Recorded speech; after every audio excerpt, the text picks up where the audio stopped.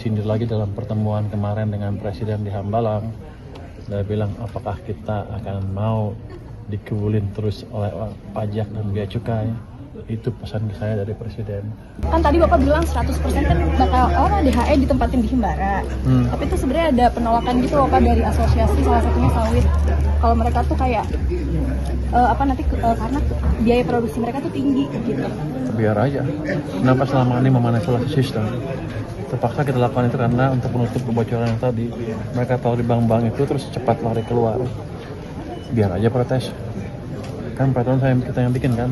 Kira-kira aturannya keluar kapan Pak? Kan PP-nya sudah ditandatangan. Kurang apa lagi? Ya sudah, bentar lagi keluar kan bisa berlaku surut kan. Berarti kapan Pak? 1 Januari itu udah berlaku. 1 Januari PP-nya. Harusnya sih keluar dengan lebih jelas. Kita sampai minggu kedua tahun ini sudah keluar. Tapi pengusaha udah pada dapat juga gitu Pak salinannya itu. Harusnya dapat bocoran, mereka kan lihai. Anda juga dapat kan? Kalau orang nggak tahu. Pak, kalau misalkan itu tuh sebenarnya kayak ada dampaknya juga nggak sih Pak? Nanti kan dia kan sawit kan salah satunya penghasil devisa negara tertinggi begitu. Nah itu ada nggak sih nanti dampak ke negara sendiri? Dampak apanya? Mungkin kayak dari sisi devisanya. Kalau dia nggak taruh uangnya di luar, taruh di sini, kan cadangan devisa kencang tuh. Rupiah akan stabil kan? Anda nggak nyalain saya lagi, rupiahnya lemah terus. Walaupun bursa saham naik, tapi rupiah loyo. Walaupun ekonomi bagus, tapi rupiah loyo. Kan ngomong gitu terus kan Anda. Dengan ini kan lebih kuat. Saya dari tahun lalu kan 38 surplusnya.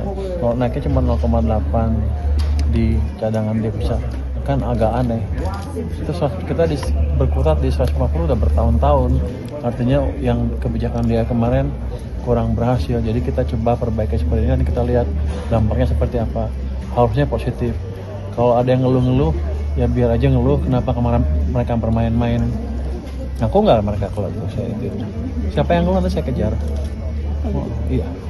Pak, KL dengan serapan paling cepat di kuartal pertama apa Pak? KL dengan serapan cepat yang kira-kira menyerap cepat anggaran di KL pertama. MBG lah. MBG. MBG nomor 1 Pak. Dugaannya MBG udah belanja, pasti dia udah belanja banyak. Apalagi yang lain saya lihat deh. Tapi yang paling cepat sepertinya itu dia udah duluan. Terus saya lupa. Tapi yang saya yakin MBG udah duluan, kan udah jalan kan sekolahnya. Pak kemarin Pak gimana Pak kemarin daerah bencana bursa Pak? Udah 9.000 belum? Udah 9.000 Pak. Udah turun Pak 8.900 lebih Pak. Ya. Demutualisasi bursa gimana Pak? Satu-satu dulu. Demutualisasi bursa gimana Pak? SG itu nunjukin bahwa investor sudah semakin percaya pada fondasi perekonomian kita ke depan. Dia kan investor pasar modal kan forward oriented. Kalau mereka nggak percaya ke langkah-langkah kita, walaupun saya ngomong sampai busa tetap aja jasa investor nggak akan masuk. Tapi ketika mereka lihat ada implementasi yang nyata, walaupun nggak sempurna ya, kelihatannya ke depan akan baik dunia ekonominya. Otomatis perusahaan-perusahaan yang listed di bursa juga untungnya makin gede, valuasi bursa juga akan naik. Itu makanya mereka nggak mau ketinggalan masuk ke pasar modal. Jadi kalau kita lihat kan 2-3 bulan lalu udah positif terus kan flow-nya ke kita. Jadi ya itu menunjukkan bahwa ada perbalikan sentimen investor domestik maupun global terhadap perekonomian Indonesia. Yang ke depan kita harus jaga terus. Jadi kalau gitu mah tahun ini 10.000 nggak susah amat. Bisa Pak 10.000 Pak kemarin bursa gimana Pak? Ya? Demutualisasi bursa gimana Pak? Apa tuh Rencananya tahun ini kan? Bursa apa? Demutualisasi bursanya bisa dibeli sahamnya sama publik. Itu jadinya tahun ini atau gimana Pak? Saya Dari belum Bu tahu. Masita, Saya nggak tahu. gimana? Anda masih tanya ke BOOJK. Kalau pandangan saya sih beresin dulu dari tukang goreng-goreng itu, baru demutualisasi. Pak, kemarin daerah bencana ada yang meminta diskon untuk tarif listrik, Pak. Itu gimana, Pak? Apakah ada perbincangan? Daerah mana? Belum Daerah sampai bencana. Saya. Belum sampai ke saya. Itu nanti mungkin kalau itu PLN yang akan nyampein ke saya seperti apa. Belum sampai sekarang belum sampai ke saya. Tapi kalau misalnya diminta diskon tarif listrik dari Kalau daerah bencana selama masa itu harusnya ada, termasuk kan dana bencana kita itu. Karena mereka juga susah, mungkin juga belum berproduksi kan beberapa tempat, jadi nggak punya uang. Kalau dikasih pengurangan ya wajar aja nanti. Tapi saya belum terima permintaannya. Pak, supaya defisit tahun depan ini kan udah deket 3 nih Pak. Tadi kenapa nggak nanya? Nanya Pak, cuma Dicoret nggak ya? masuk. Gue ada dicoret, gue ada dicoret. Ini yang jelas nih. Itu gimana, Jadi Pak? gini, saya lihat kan, kameranya kan banyak. Jadi gini, saya melihatkan kita melakukan beberapa effort untuk mengurangi pendapatan karena 80 triliun keluar ke Danantara. Ternyata nggak nutup tuh. Pendapatan pajaknya dibanding tahun lalu malah berkurang, turun sedikit kan, 703.000 1034 lawan 1017 kalau nggak salah income tax-nya. Jadi itu memberi indikasi ke saya, memberi pesan lah kira-kira data itu bisa sih sesuai, nggak bisa. Kalau kita begini terus tahun ini pasti gitu, kurang juga desainnya, by design ya. Jadi dalam waktu sebulan 2 bulan akan kita perbaiki perpajakan kita ya, Ditjen Pajak kita perbaiki, termasuk penggalakan sistem-sistem yang ada, Cortex segala macam, termasuk kita lihat ada orang yang masih main-main sepertinya masih ada, jadi kita akan beresin biar dirinya nggak di sini. Tapi saya disindir lagi dalam pertemuan kemarin dengan Presiden di Hambalang. Dia bilang apakah kita akan mau dikebulin terus oleh pajak dan bea cukai. Itu pesan saya dari Presiden. Walaupun dia nggak ngeliat ke saya, tapi tuk kan cenderung. Nah itu sorotannya apa Pak pas rapat di Hambalang Pak? Ada praktek under invoicing yang masih besar yang nggak terdeteksi di pajak dan bea cukai. Dan kebetulan kita sudah galakan kan yang sebelumnya tim 10 dari LNSW udah bagus sekali hasilnya. Saya bisa deteksi beberapa dari sistem mereka ya dengan analisis yang canggih, masih belum AI sih karena manual betul, dengan data yang lebih lengkap kita bisa deteksi bahwa beberapa perusahaan sawit melakukan under invoicing ekspor separuh dari nilai ekspornya. Itu akan kita kejar ke depan dan mereka nggak bisa main-main lagi. Kita akan pakai teknologi AI segala macam untuk memastikan semua potensinya kita dapatkan dan tidak bocor. Kalau Anda tahu, pajak juga di banyak industri-industri liar yang nggak kena pajak. Ada yang saya tahu baja dan batak apa? Bangunan ya. Yang pengusahanya dari Cina, punya perusahaan di sini, orang Cina semua, nggak bisa bahasa Indonesia, jual langsung ke klien, cash basis, nggak bayar PPN, saya rugi banyak itu. Nanti kan kita tindak dengan cepat.